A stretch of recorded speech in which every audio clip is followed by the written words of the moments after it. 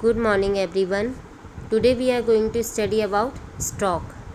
So, first of all we all have to understand what is the stock and how it is caused. So, let's begin. A stroke is basically a brain attack.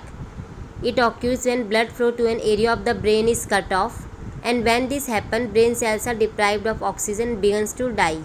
Means what is stroke? It is basically a brain attack and it occurs when blood flow to an area of brain to an part of brain is cut off, means the blood cannot reach to the part of the brain, and when this happen the brain cells are deprived of oxygen. They are unable to utilize the oxygen and starts to die. And stroke is also known by another term, that is known as cerebrovascular accident. In short we can say CVA. Now there are various type of strokes and their causes. First is ischemic stroke.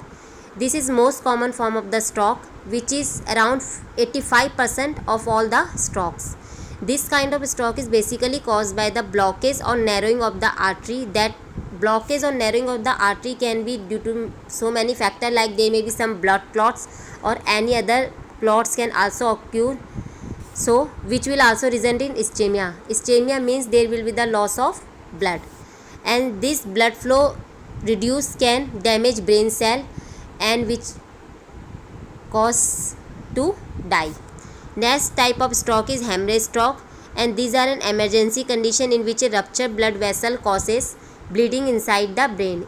This is also an emergency condition in which the ruptured blood vessel will cause bleeding inside the brain, and it is caused by some hypertension, some injury. Aneurysm means weakness in blood vessel walls, means there will be no clot in this type of stroke. There will some ruptured bleeding, and that may be caused due to some emergency condition like hypertension, trauma, etc. Next type of stroke is transient ischemic attack. In short we can say TIA. What happens in this type of stroke? In this type of stroke the flow of the blood to the brain is only briefly interrupted, means there will be the flow of blood, but the flow of blood will be disturbed or will be blocked for only a few time. So these are also referred to a mini stroke because it is occurred in few time, and the blockage of the blood or the blood flow is only for few time. After that the person will recover, and it occurs within minutes to only hours. Now their symptoms is some strokes occur quickly, so symptoms also often appear suddenly without wasting time and without warning. And the main symptoms of stroke are: first is muscular symptoms is like difficulty in walking, stiff muscles, paralysis with weak muscles, or paralysis of one side of the body. Now next type of symptoms that will occur in whole body is like balance disorder, fatigueness, lightheadedness, etc. Now there will some sensory symptoms also like reduced sensation of touch, etc. Now there will some speech like symptoms like difficulty in speaking. The person will disable to communicate. He or she will be disabled to speak, and there will be some slurred speech or speech loss. Now some common symptoms are like difficulty in swallowing, headache, inability to understand, some mental confusion, or rapid involuntary eye movement, means the person will not have any control in their eye movement. They will be rapid involuntary eye movement. Next their diagnosis. First test is physical examination. What we will do in physical examination? We will see their various symptom, physical signs.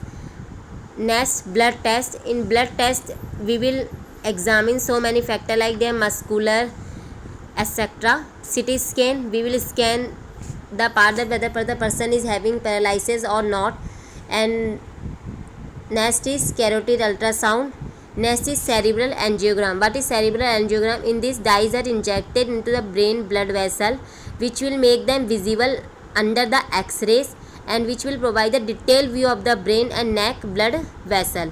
And if there will be any blockage in the arteries, then it will confirm that the person is having a stroke. Now next test is echocardiogram. This is basically a detailed image of the heart, and it is basically created to check for any sources of clot that could have transmitted to the brain to cause a stroke. Means if there will be any blockage in the heart or there may be any clots in the heart, then it can also transmit to the brain with the blood flow, and which will also cause a stroke. Now their prevention method is like eating a healthy diet, exercise regularly, do not smoke, keep blood pressure under control as it will cause some emergency types of stroke.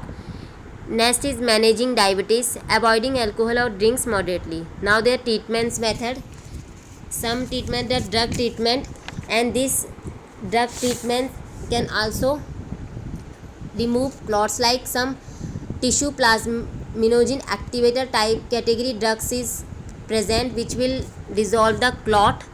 Next is mechanical device. This device is used to basically remove or break up blood clot that is present in the artery and blocking the arteries. Now there is the pathophysiology, how the stroke is caused.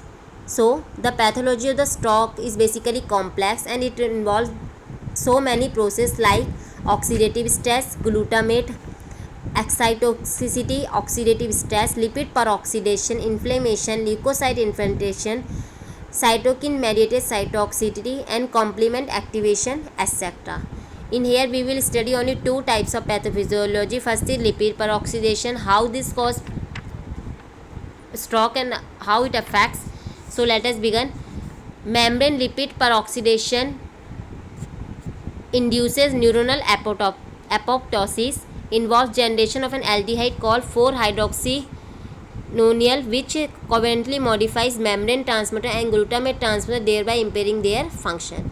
Next, pathophysiology, inflammation and leukocyte infiltration. In this what happens, there will be the accumulation of leukocyte and there will be the activation of resident microglial cells which will lead to the inflammation. Means there will be the accumulation of leukocyte. What is leukocyte? Leukocyte basically WBC, white blood cells, and then there will be the activation or stimulation of resident microglial cells which will further leads to inflammation.